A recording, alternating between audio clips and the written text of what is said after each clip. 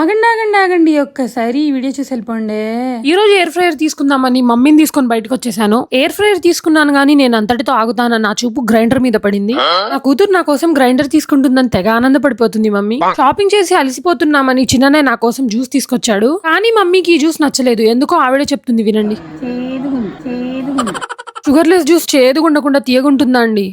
Juice complete చేసే gap లో నాకు ఒక ఐడియా వచ్చింది. అన్నయ్య వాళ్ళ రూమ్ లో కూడా ఏసీ తీసుకుందామని.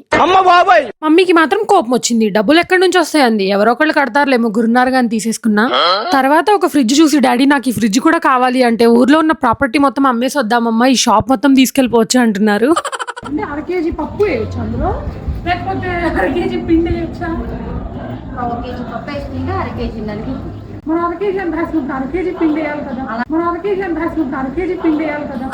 అలా కాసేపు అక్కడ సేల్స్ చేసే అక్కని నా తెలివితేటలతో విసికిచ్చి డాడీ వాళ్ళు బిల్లు కడుతుంటే నేను మాత్రం ఎప్పుడైపోద్దా అని చూస్తున్నాను. ఈవిడ మాత్రం ఎక్కడికొచ్చినా మాఫియా డాన్ లాగా ఫోన్ మాత్రం వదలట్లేదండి. మీ మమ్మీ కూడా ఇంతేనా? అయితే కామెంట్ చేసేయండి. Lots of love. I will జై హిస్ మామ్. సబ్స్క్రైబ్.